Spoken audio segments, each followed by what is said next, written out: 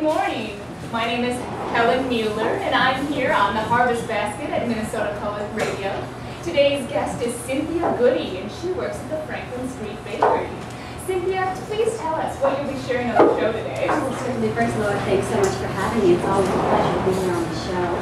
And today I thought I'd share with you my recipe for my famous apple pie. You know, my friends always ask me for the recipe around this time of year.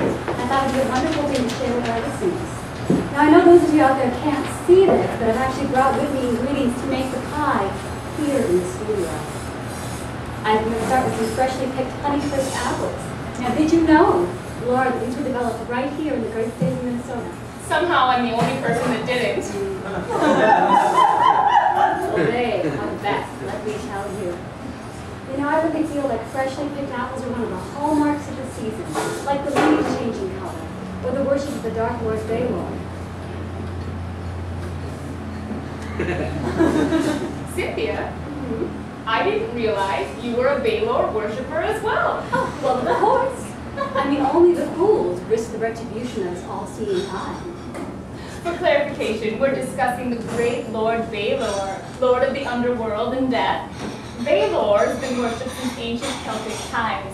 He's in charge of a race of unstoppable giants and has an eye that can stop the most powerful Highland warrior with paralysis and death.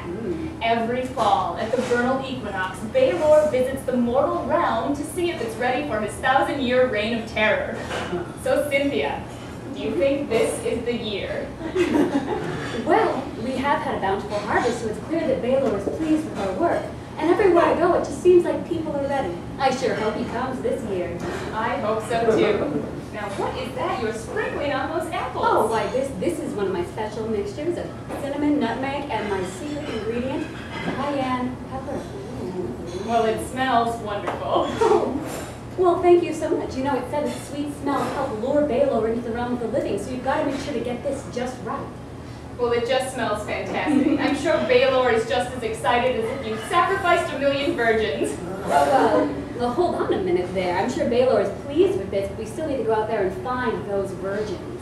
I mean, this season I've only had the time to sacrifice 5. 5? I've only had the opportunity to sacrifice 2. Oh. But one was my firstborn son. Correction, firstborn son that hadn't already been sacrificed.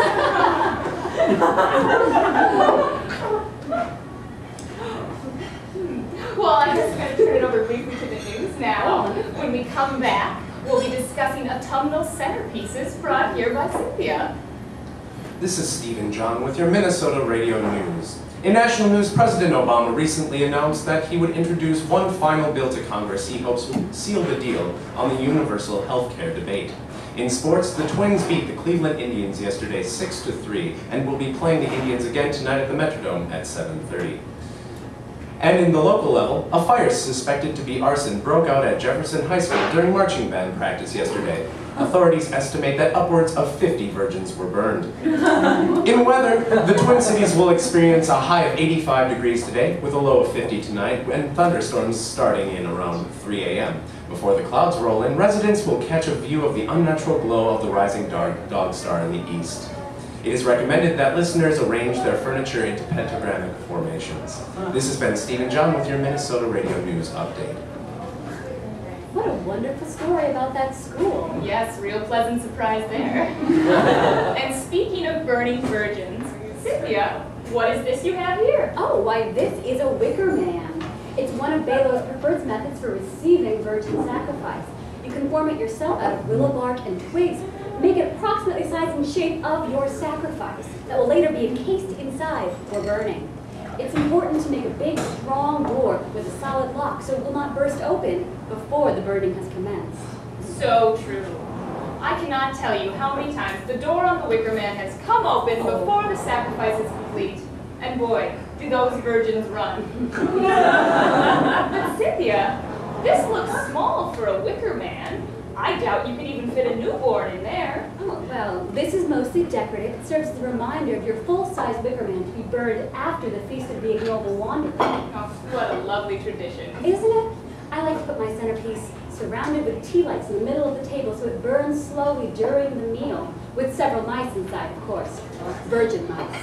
That sounds lovely. And that reminds me, there's a debate as to whether or not it's better to place your virgins in the wicker man before the meal or wait until just before the sacrifice.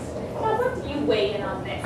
Well, I personally find it's best to put the virgins in before the meal because their screams and pleas for mercy really add a nice balance to my butternut squash and scalloped potatoes. Oh, I know where I'm going for the next feast of the ignoble wanderer. You always say that. And it never comes.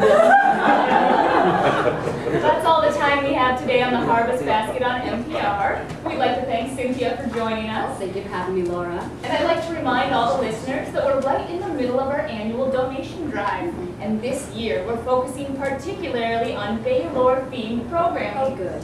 If you're unable to make a financial contribution, we are accepting donations of virgins. So if you have an introverted friend or family member, or know a bunch of fat people, please send them our way. Any contributors will receive a build-your-own wicker man kit, complete with a virgin trap, consisting of a DVD box set of Star Trek and a bunch of cats. We'll also throw in a Baylor tote bag. Stand out from your neighbors when the Dark Lord comes. And tune in next week when our special guest is Martha Stewart, where we'll be investigating indoor herb gardens. And then we're all going to engage in a ritual orgy.